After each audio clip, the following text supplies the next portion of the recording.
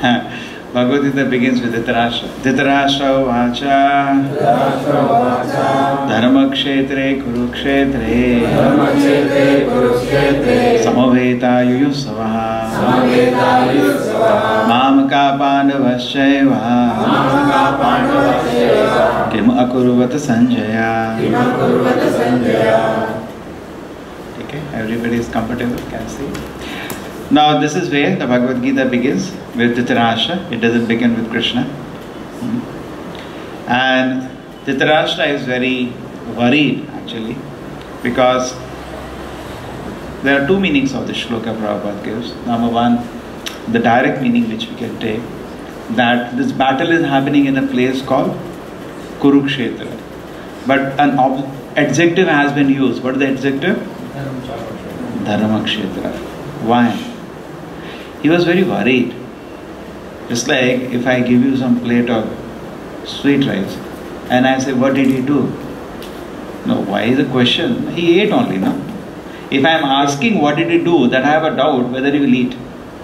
Otherwise, the redundant question. They have gathered to fight, they will fight only. So why is he asking them, what did they do? Kim akurvata sanjaya. What did they do? The reason is because it is Dharmakshetra. Kurukshetra is a Dharmakshetra. Therefore he is getting worried. It's a holy place. Maybe my sons become influenced and they tell the Pandavas, actually the kingdom belongs to you. Please take, and they go away. So, but actually nothing will happen to his sons because they were spiritually blind. There was no effect on the Kauravas, on the influence of the holy place. Rather, Arjuna got affected. You see this point. When you are a devotee, you get affected by a holy place. We get affected by Kirtan. If somebody comes who is, you see, this whole Bhagavad Gita was heard by Dhritarashtra. It was also heard by his son, because Krishna was not speaking. He was speaking openly. Definitely Duryodhana is eager to speak what is going on here.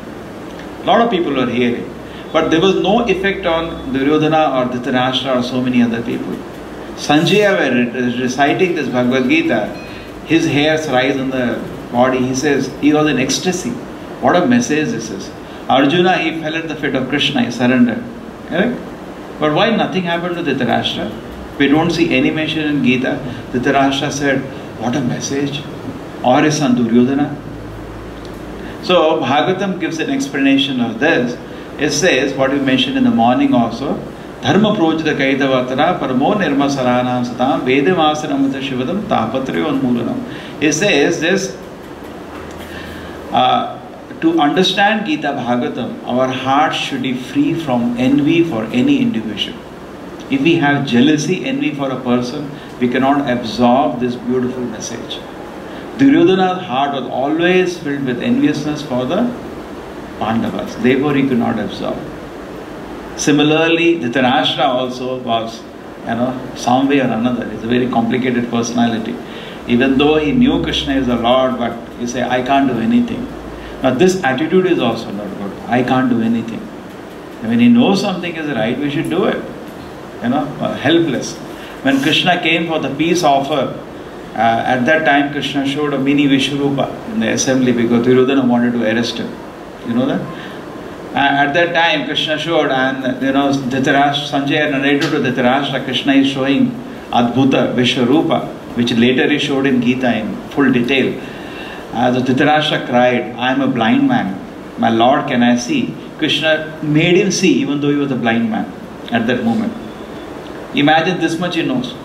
And when Krishna was leaving, because they didn't agree to Krishna's peace proposal, he came running out of the palace and he said to Krishna that, I'm sorry, I'm not able to do anything.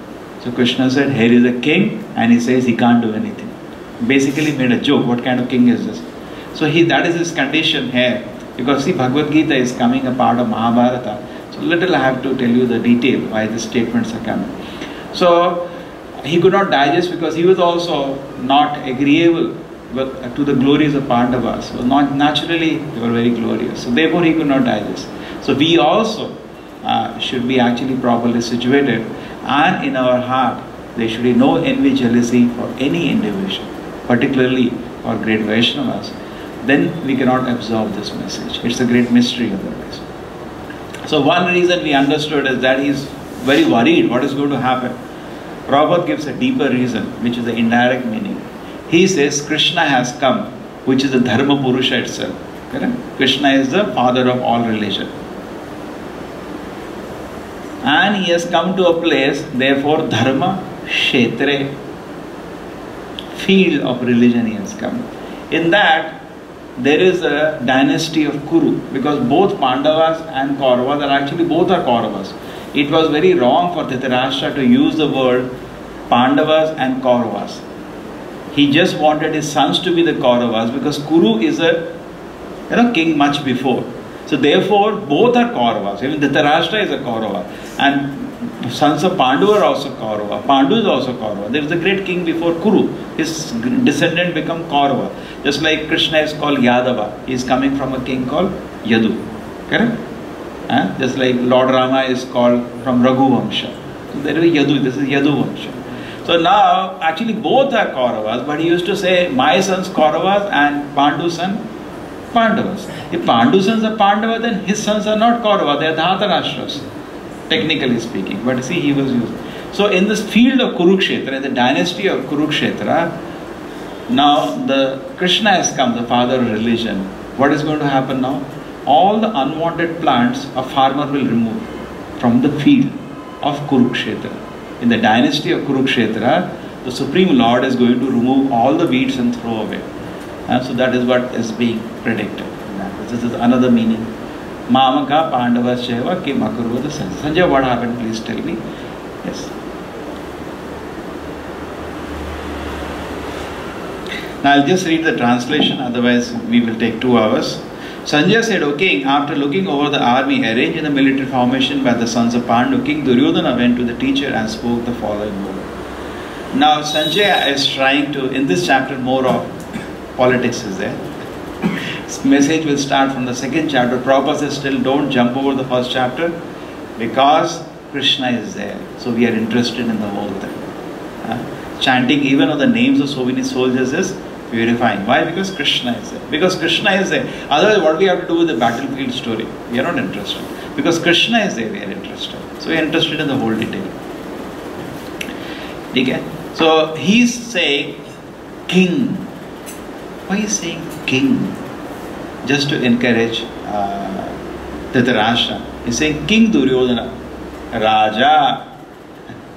Raja Vachanam Abravit. Just to encourage him. Actually, some was. But here, actually, he is a king and Dronacharya is a commander. So king should not go to the commander.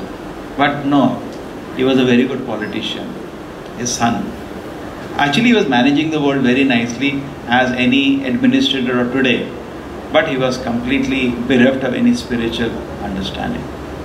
So he is saying Raja means just give encouragement to Dhritarashtra. But even though he is a king, he is going to Dronacharya. Good politician. He was under tension, so he didn't mind going to his commander. Now here is the scene. He has gone to his commander. O my teacher, behold the great army of the sons of Pandu, so expertly arranged by your intelligent disciple, the son of Drupad. Now again the choice of words is very careful. He is saying, he could have said Drishyadyumna. No. He says, look at, actually Duryodhana was a little surprised. He didn't expect Pandavas to get such a big army. Pandavas could not get much. They got almost half. They had only 7 Akshauhinis. Kauravas had how many? 11. So 7 and 11 is the total.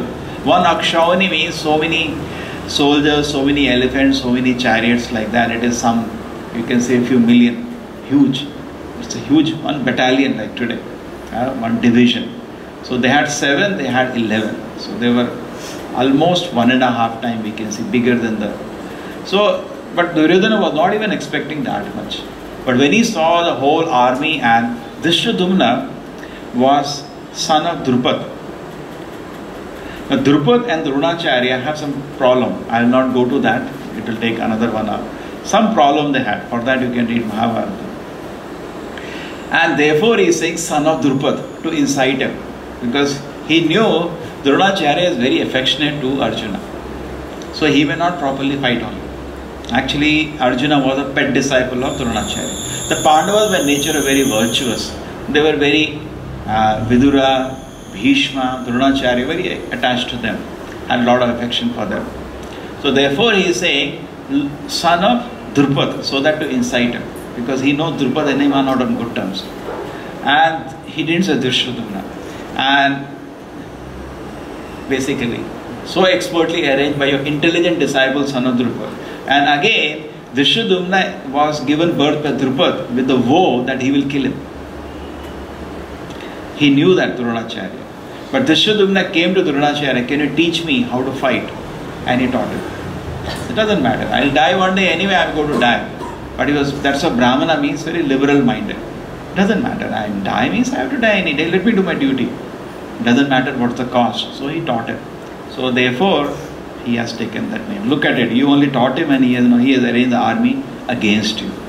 So this way. Here in the army are many heroic bowmen equal in fighting to Bhima and Arjuna, great fighters like Yudhana, Virata, Drupad. Prabhupada said yes, that's any good man should do, good politician rather, sorry. He should assess, if you are in a problem, you have a fight, first enemy's size you will measure. So Duryodhana is a fit politician, he is measuring the size. He is saying, because he knows Bhima and Arjuna, because he has played with them since childhood, fought with them, Bhima particularly many times. Therefore he is comparing to them. You compare to what you know. So he knows Bhima and Arjuna, he is comparing everybody to them. There are also great heroic powerful fighters like Drishtaketu, Chekitana, Kashi Raja, Purujit, Kunti Bhoja and Shaibya. This is now the strength of the Pandavas. There are mighty Yudhama, very powerful Uttamoja, the son of Subhadra. Who the son of Subhadra here? Abhimanyu, very powerful fighter. And the sons of Draupadi, the 5 sons of Draupadi from each Pandavas. All these warriors are great chariot fighters. But for your information, O best of the Brahmanas, let me tell you about the captains which are specially qualified to lead my military force. Who are they? Now here, whom name to take first? Because Bhishma and Drona, whom name to take first? He is again expert. Prabhupada says many times in analyzing this shloka. Expert politician. So, like you first. Actually, Dronacharya does not match Bhishma anywhere. Bhishma was the main fighter. Till Bhishma was there, he was the number 1. So his name should have come first. But then Dronacharya may feel bad. So he reversed it. He said you first.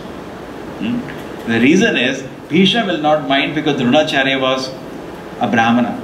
So he will not mind if the Brahmana is given the first title. Everybody is hearing now. At this moment, everybody is hearing. It's like you, Bhishma, Karna, Kripa, Ashwathama, Vikarna and the sons of Somadatta, called the Bhurishrava, and who are always victorious in the battle. There are many other heroes who are prepared to lay down their lives for my sake. Prabhupada says, look at it, came out from his mouth, Apshakun.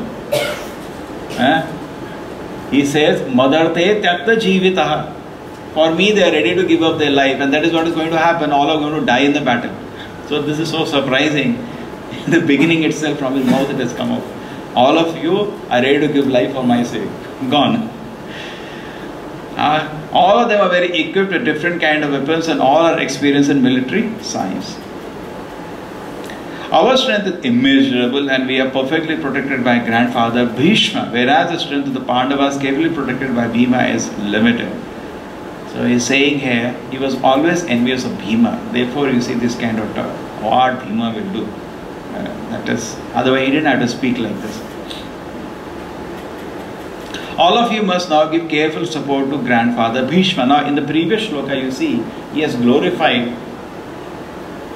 Bhishma. So now he is feeling that others may feel, as if we are not important at all. So he is adjusting again.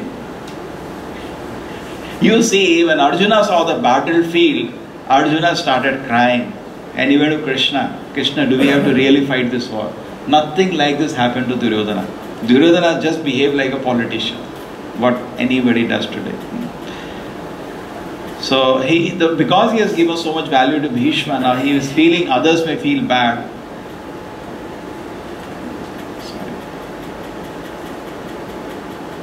Yeah, so therefore he says in the 11th shloka, all of you must give full support to grandfather Bhishma as you stand at your respective strategic points or entrance into the phalanx of the army. So he's saying all of you have to give support to him.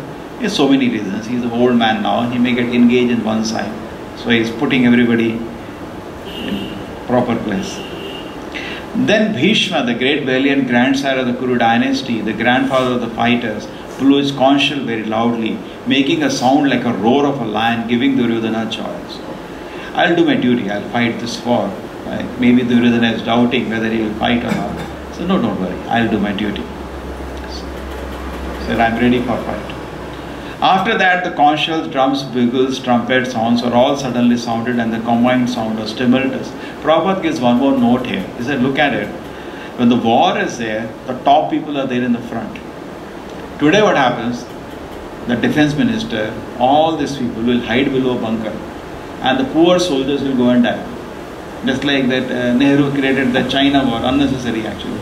Pushed. Finally China said, what nonsense, they had the war.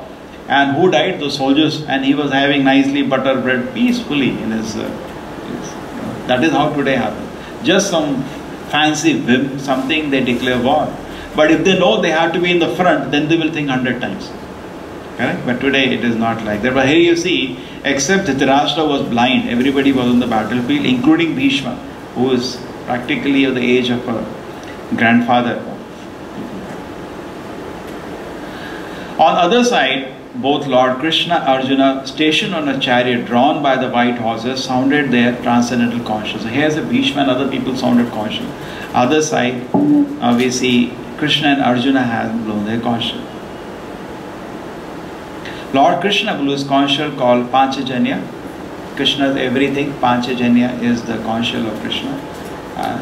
Shankha, Chakra, Gada, Padma, Krishna all have a name. Actually, Panchajanya is a great devotee doing that service.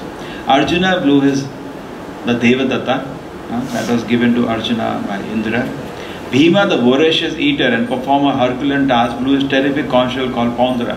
Prabhupada gives a comment on the purport here. He says you can eat voraciously like Bhima, but then you should work also like Bhima. Not one side.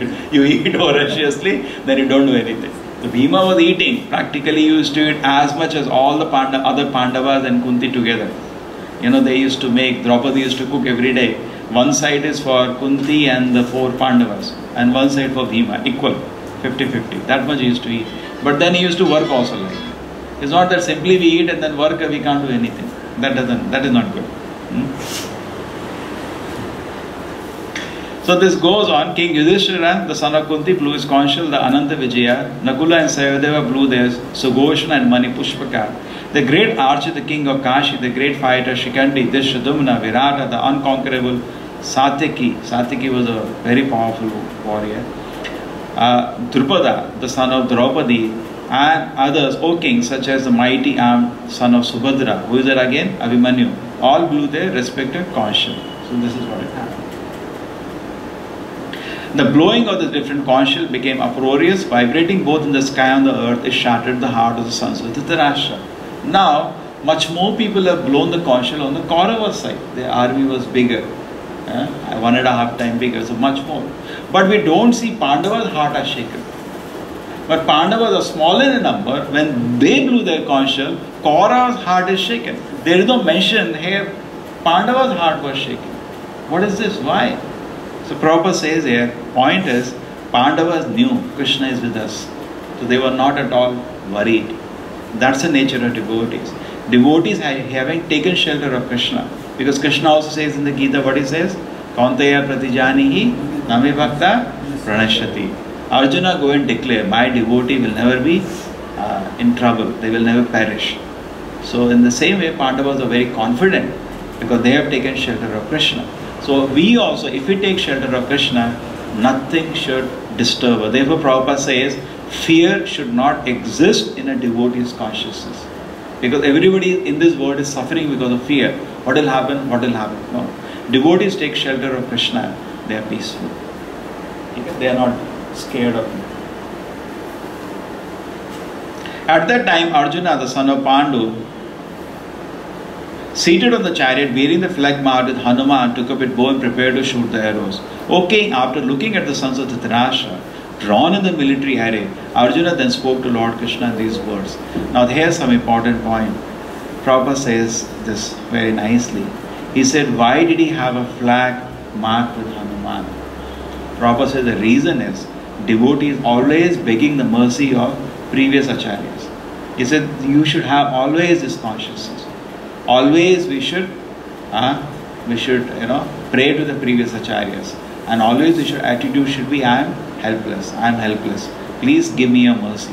So similarly, he knows Hanuman fought for Lord Rama and he was victorious. So he is praying to Hanuman, give me your blessing so I can also do the similar task. Because same Lord Rama is here now as Krishna.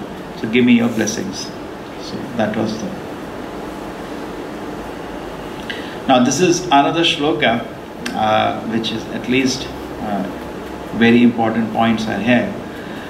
Arjuna vacha senayor ubhayo madhye ratham sapyam me achyuta yavadeta niriksheyaham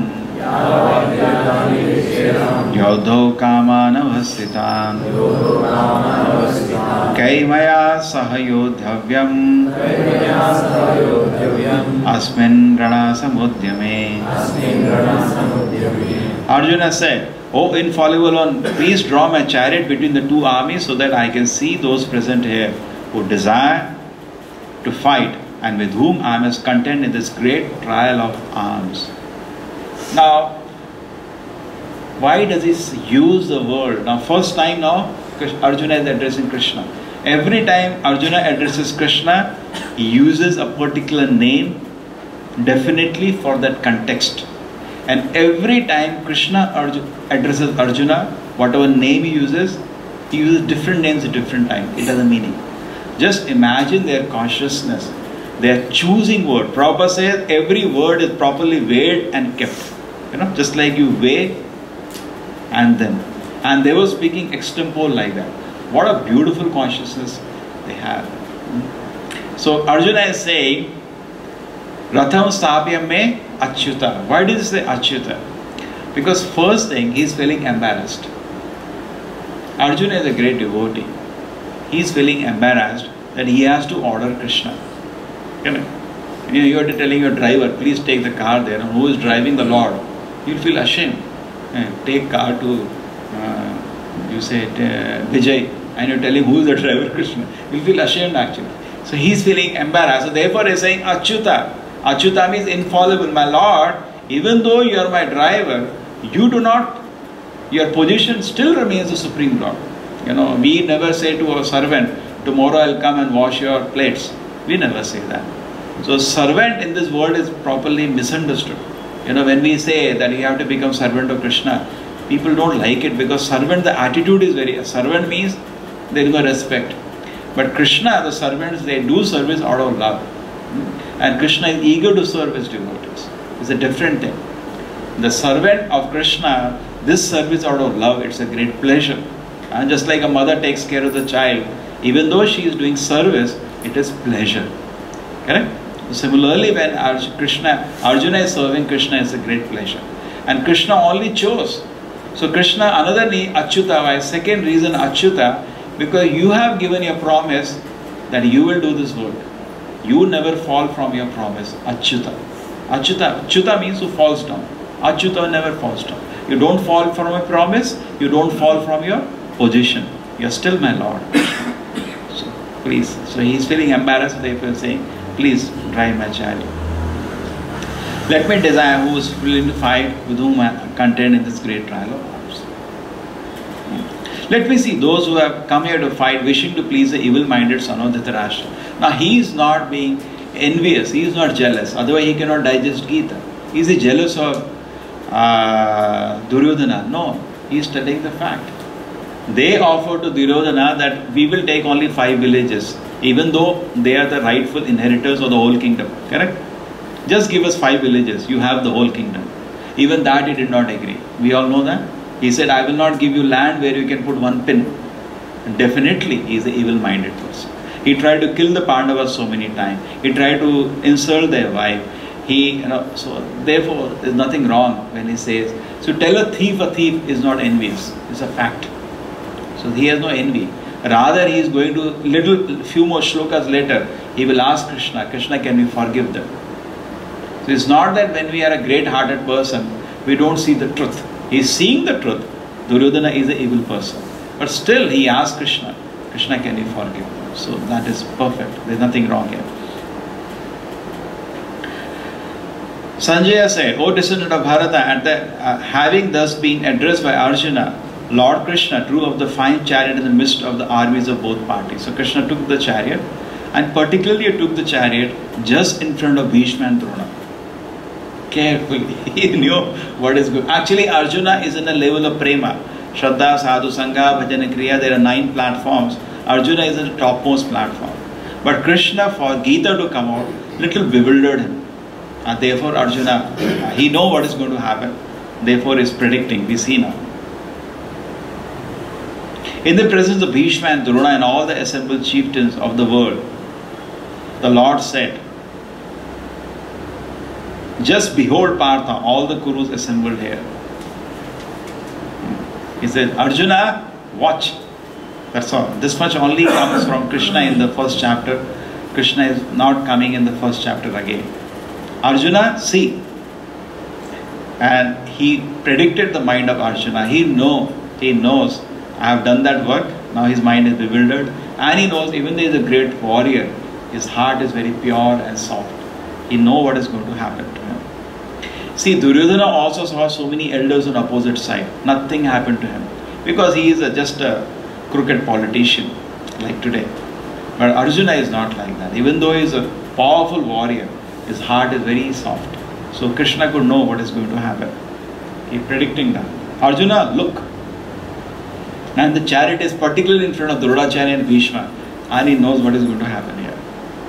Then Arjuna could see within the midst of the armies of both the parties, his fathers, grandfathers, teachers, maternal uncles, brothers, sons, grandsons, friends, and also his father-in-law and well-wishers. Prabhupada in the purport here, if you read, has given the analysis. Who are the grandfather category, who are fathers category, who are teachers category. Teachers are like Dronacharya, Kripacharya. Like that he has done the full analysis. By the sons of the Kunti, Arjuna saw all the different grades of the friends and relatives. He became overwhelmed with compassion and thus spoke thus. Now Arjuna is in, what is this? He is completely shocked. Arjuna said, so we know, now we can see that till this shloka, there is stage being set for Bhagavad Gita. Okay? And now that means till 25, the 25 shlokas, the stage is being set. And now 26 shloka, Arjuna's condition is completely, so first 25, you can say first 26 shloka, this shloka including, because Arjuna has not spoken now anything. The stage is being set, they are arranging for Gita to be spoken. The whole background is being set on which the Gita was spoken. So Gita is complete in itself.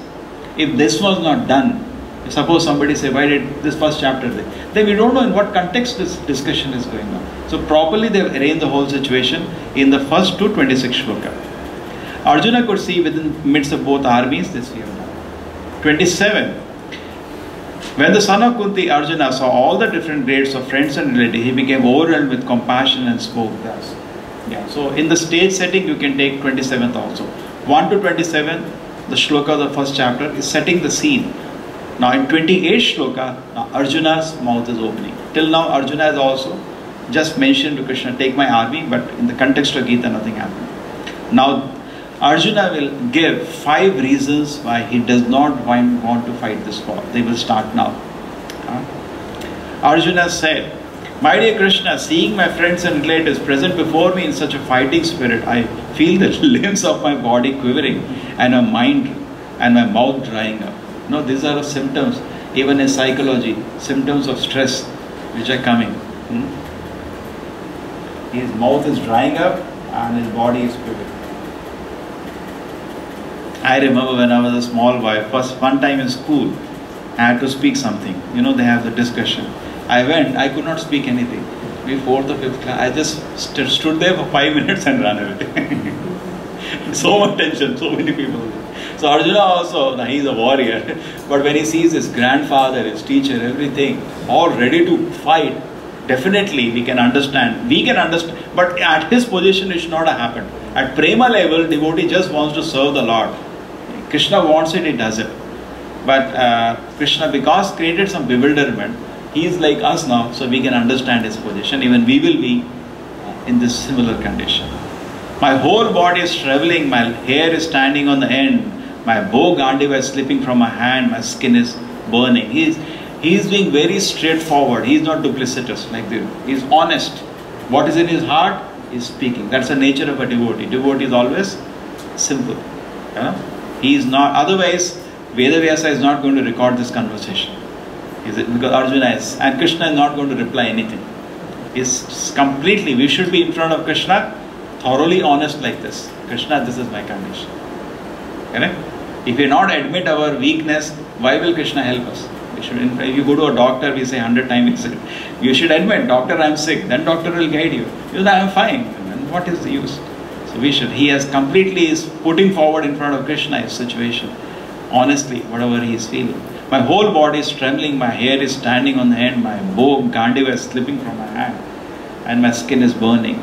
I am now unable to stand here any longer. I am forgetting myself and mind is reeling.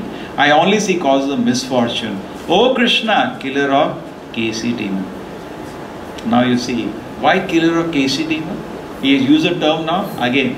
Because Krishna has not killed his grandfather Ugrasena or his teacher Sandipuni Muni. He is not going to kill them. But he is asking Arjuna to do the same thing. So he is saying, Krishna, because they are talking like friends here. Krishna, you kill demons, killer of Keshi demon. You are asking me to kill my grandfather and teacher. Therefore this word. How carefully he has chosen the word. Kesh.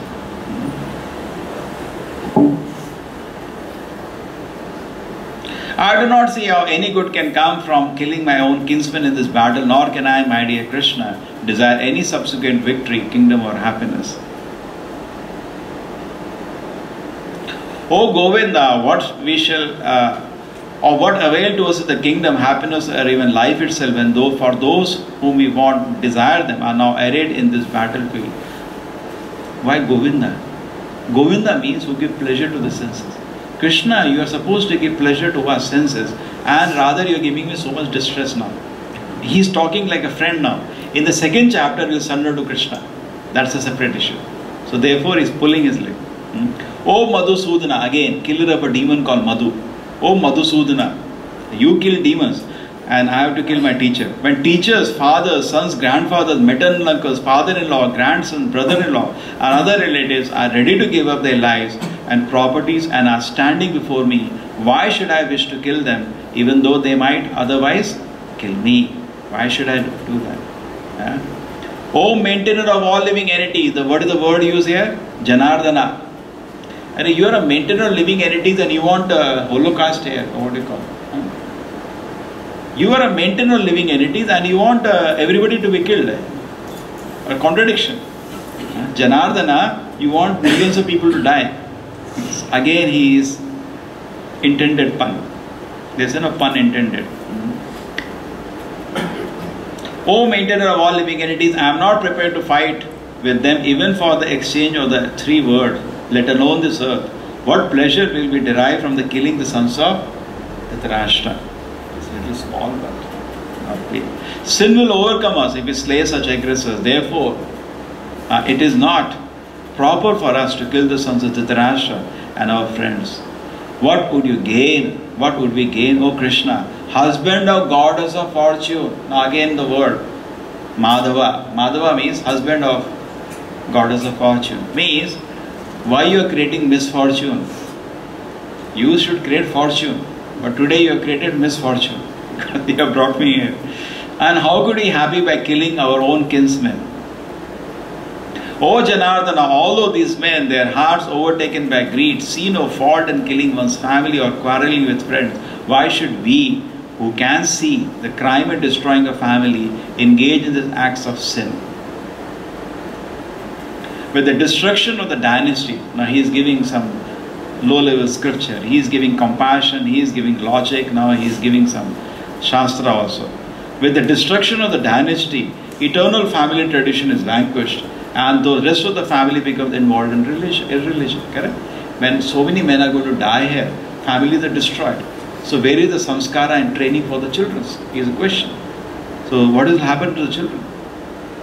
And when irreligion is prominent in the family of Krishna, the women of the family become polluted, and the degradation of the woman or descendant of Vrishni come unwanted project. So many ways, children's untrained or the women who are unprotected, he can see the children and the woman in a helpless condition when the men had been killed in the battle. So what about them? You see, before the war, I think you are not aware, at Virata, Bhima had a doubt whether we should fight when the armies were assembled. And here Arjuna had a doubt. And after the war, Yudhishthira Maharaj had a doubt whether it was right we did that. So this is Pandava's heart was so soft. Sometimes Prabhupada says violence is needed. It's not that violence is wrong. Everything has its utility. When irreligion is prominent in the family of Krishna, the women of the family become polluted, and from the degradation of women and all, this in Vrishni come unwanted pressure. An increase in the unwanted population, this is called Varna Shankara. In fact, the modern day civilization is a Varna Shankara population. Varna Shankara. All teachers have an experience. So tough to teach today. Good for nothing actually. But the situation is, there is no training at home. More and more around the world, teachers are finding tougher and tougher to teach because Varna Shankara population is there. Varna Shankara means there are Chatur Varnas, Brahmana, Kshatriya, Vaishya, Shudra. You cannot fit them anywhere. One Varna at least we can give the job of a Shudra. You can't give him any job. Just lazy. An increase of the unwanted population certainly creates hellish life both for the family and for those who destroy the family tradition. The ancestors of the Kara families fall down because the performance of offering them food and water are entirely stopped. Now the Shraddha has a meaning. Everything in the Vedic culture is very useful. Now in Shraddha what we do actually in the essence is we offer food to Vishnu and the Prasadam we offer to forefathers. Now what happens? Therefore the word is called Putra, Putri. Pu means hell. In case a forefather is in a hellish condition, by the Shraddha, because of getting the Prasadam, that's the arrangement of the Lord, system, Vedic system, they will be saved from the hellish condition. If the forefathers, because we don't say, nowadays what they say when somebody dies, rip, rip, rip, rip. And there is no this nonsense, there is no rest possible for anybody. Prabhupada says Atma is always active, even in dreams it is active, don't worry, it will never rest, always be active. Atma cannot rest. That is not correct. It's a wrong philosophy. No rip can happen. Atma is always active. But wherever it is, it may be in some difficulty. Therefore, the descendants, whenever they go to holy place, you see in the Bhagavatam, first thing, they offer something to the forefathers. Because the gratitude is there. That's a Vedic culture. Modern culture will no gratitude. Vedic culture means, yes, gratitude is there. So therefore, he is saying, if this descendant become irreligious, what Shraddha they will do? They will do nothing. So the forefathers will, will be in difficulty. They may fall down from there, wherever they are, into difficult condition. But the evil deeds of those who destroy the family tradition and thus give rise to unwanted children, all kind of community projects and family welfare activities are devastated. So he is thinking actually very deep. He is not only thinking why I should kill my teachers and grandfather, why I should kill my own relatives, and there will be so much misfortune. He's also thinking, calculating, by logic. If these people die here, then the family is what is going to happen, and like that. He's thinking a lot, deeply he's thinking, why I should not fight this war. And this is a sign of a great man. Before taking a decision, he thinks 1,000 times whether it is right or wrong. Correct? They think, he's thinking 10 times because a major activity. Fight is not a small thing. He's thinking whether it is right. So in that way, it is not wrong. He's thinking. All the welfare activities will be destroyed by. O Krishna, maintainer of people. Janardana, again the word Janardana. Janardana means maintainer. Why you want this war? O Krishna, maintainer of the. You are supposed to maintain people, and you want me to kill everybody. Great Janardana. I have heard by disciplic succession that those whose family tradition are destroyed will always in hell. So Prabhupada said this is a way of learning, to hear from authority. So he is saying, I have heard from authorities that if somebody destroy the tradition, that is samskaras, the training that goes in a family.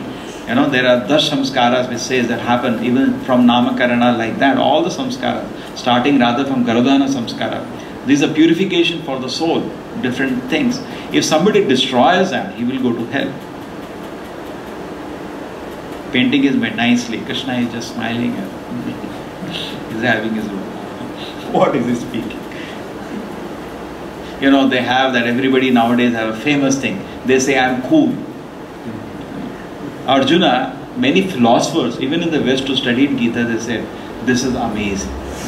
To be having the strength of mind to just before battle to ask questions so carefully. And Krishna also very peacefully. When Krishna hears all this, he smiles. He is real, he is the Supreme Lord. Not at all disturbed. Alas, how strange is that we are preparing to commit a greatly sinful acts. Driven by the desire to enjoy royal happiness, we are intent on killing our own kinsmen. It happened in Nepal, no? They killed their own relatives to get the power. We all know that. Birendra was there and then Gyanendra came because they killed everybody.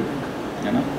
So this has happened many times. Even in the Aurangzeb family also, you know, he arrested his father and killed all his brothers. So many times he said. So he didn't want to do that. So he's actually, Krishna will prove that Arjuna fought the war just because he wanted him to fight. He has no interest to fight a war just for money or power. So he is honestly saying is that just to desire, looks like people may accuse me for this, just to enjoy royal happiness, we have done all this. Better for me if the sons of Dhritarashtra, weapons in hand, were to kill me unarmed and unresisting on the battlefield. He said, I will not lift my weapons even if they plan to kill me. Sanjaya said, Arjuna, having spoken thus on the battlefield, cast aside his bow and arrows and sat down on the chariot, his mind overcome with grief.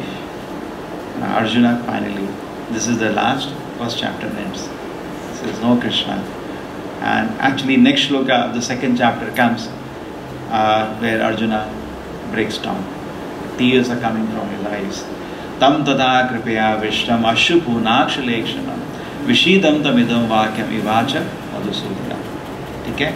So 1.1 everybody can remember. Okay? And overall you should read the translation and read the purport and see anything you don't understand. Because if tomorrow you're going to take a class, correct? And you, somebody will say, why this thing? What is this purport? Please explain. You should know.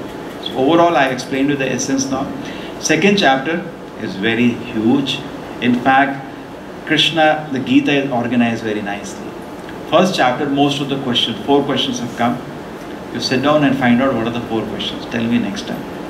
5th question will come in the second chapter. One more reason Arjuna says, I'm not going to fight. 5 questions. And Krishna then, in the second chapter itself, answers Arjuna's. He counters all the 5 questions of Arjuna in the second chapter. Actually, Gita is over in the second chapter. That any good teacher will do. You ask him questions, first in a nutshell, he'll answer your question. And then, if you need, Arjuna in the third chapter said, Krishna, please elaborate. He asks some questions and Krishna starts elaborating. And Arjuna keeps asking questions throughout the Gita and Krishna elaborates on what he taught in the second chapter. And 17 chapters again, third chapter to 17th chapter is further explanation of what was taught in second chapter. And Gita is again finished in 17th chapter. The what 18th chapter, why 18th chapter is there? Again Krishna, as a good teacher, again he summarizes what he taught. 18th chapter is again a summary of the whole Gita. And then Krishna asks in the 18th chapter, Arjuna understood? Did you understand, Arjuna? And Arjuna said, yes, I understood. What is the shloka? Nashtamoham smritim labdva.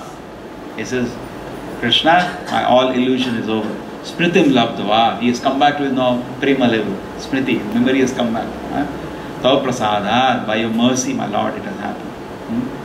Even, some people say, Bhagavad Gita means the first, what is the first word in Gita? Dharma kshetre, dharma.